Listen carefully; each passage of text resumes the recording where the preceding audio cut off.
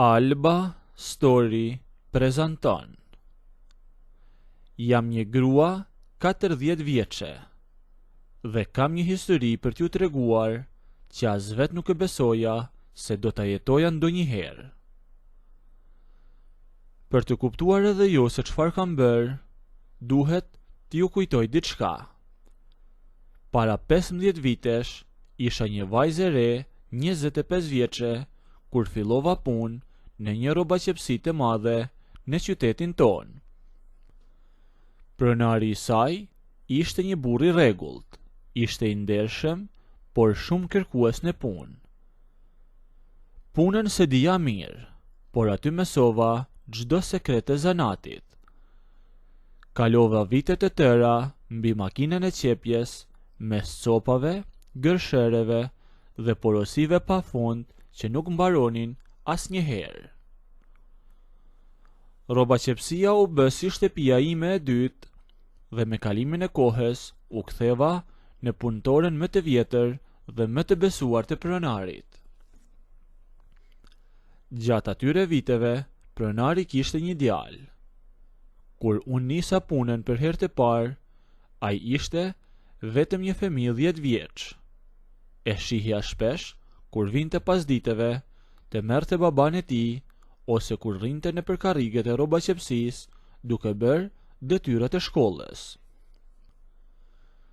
Unë asgjë e mendoja 2 herë praninë e tij, por vitet kaluan shumë shpejt dhe gjërat ndryshuan. Unë u pjeka, u bëra një grua 40 vjeçe, ndërsa djali i pronarit, djali i shefit tim, u rrit dhe u bë një burr 25 vjeç. Duke qenë se baba i tij po plaket, ai filloi të përfshihej në biznesin e familjes, të merrej me furnizimet e përditshme dhe me menaxhimin e rrobaqepsisë. Pikërisht në këtë periudhë, kur ai mori drejtimin e punëve, situata rodhi ndryshe. Djali i shefit filloi të më kushtonte një vëmendje që e kalonte kufirin profesional. Gjatë orarit të punës, ai vinte vazhdimisht tek makina ime e qepjes. Me pyeste për gjëra që nuk kishin lidhje për të. Rrinte aty afër dhe kërkonte gjithmonë pretekste për të bërë bisedë me mua. Pas disa javësh të kësaj sjelljeje, ai e bëri hapin e parë dhe ma tha hapur se me pëlqente shumë dhe dëshironte të lidheshim bashk. Në fillim e mora si një fjalë kalimtare të moshës e tij.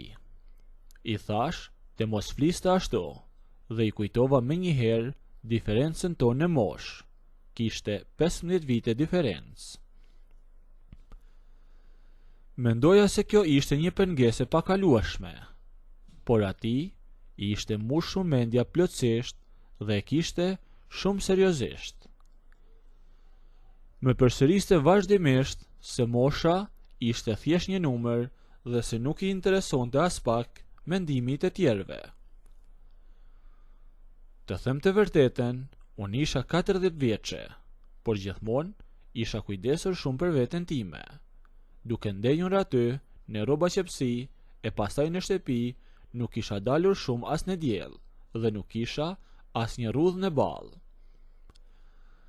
Gjithmonë ushqehesha shëndetshëm, mbahesha dhe kushdo që më shihte më jepte jo më shumë se 30 vjet. Kisha dhe trup mjaft të rregullt, me format e mira dhe me një pamje rinore, gjë që e kishte tërhequr djalin e shefit jashtëmase. Duke parë që në rrobaqepsi ishte gjithmonë plot me punëtorë të tjera dhe nuk kishim asnjë moment qetësie për të folur të lirë, ai bëri një lëvizje shumë të zgjuar. Familja e tij kishte mundësi të mëdha ekonomike. Ndaj, ai vendosi të hapte një dyqan të ri fustanësh, si një biznes paralel me rrobaqepsinë e babait. Sapo dyqani modern u bë gati, ai tha babait e vet se i duhej patjetër një njeri me përvojë dhe besim për ta menaxhuar atë ambient, dhe kështu me një vendim të shpejt me transferoj mua nga zhurma e rrobaqepsisë tek dyqani i ri i fustaneve. Aty jeta ime ndryshoi plotësisht. Dyqani i ri ishte shumë i bukur, i mbushur me fustane që deri dje i kisha qepur vet. Kishte pasqyra të mëdha në çdo mur dhe kishte një tavolinë të gjerë aty ku mbanim kasen në qendër të sallonit. Por e gjithë kjo kishte një qëllim. Ne ishim të dy, krejtësisht vetëm, gjatë gjithë ditës. Ai e kalonte pothuajse të gjithë kohën e tij aty me mua, duke lënë pas dore punët e tjera të babait të tij.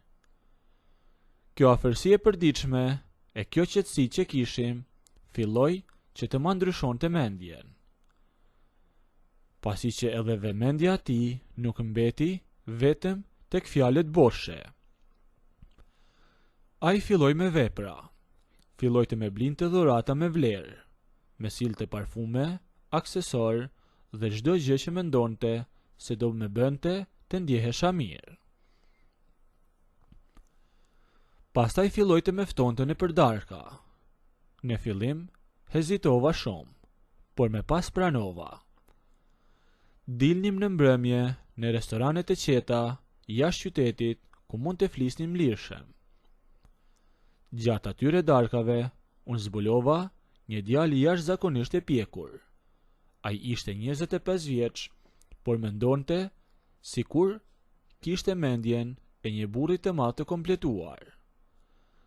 Ai kishte plane të qarta për jetën, kishte një bazë të fortë financiare dhe mbi të gjitha dinte si të më trajtonte me një respekt që nuk e kisha provuar kurrë nga meshkujt e moshës sime.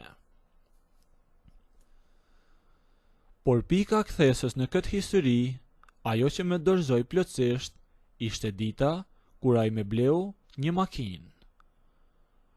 Unë udhëtoja çdo ditë me autobus për të ardhur në punë. Ai thjesht shkoi dhe e bleu një makinë në emrin tim, pa më pyetur fare, dhe më tha që nuk donte të më shihte kurrë që të lodhesha nëpër stacione urbani në ditë me shi apo me diell. Ky gjest i tij tregoi se ai nuk po luante me mua, pasi atij i ishte mbushur mendja për mua, me të gjitha këto veprime mu mbush mendja edhe mua. Vendosa të lija me njanë frikën e moshës dhe faktin që ai ishte djali i shefit.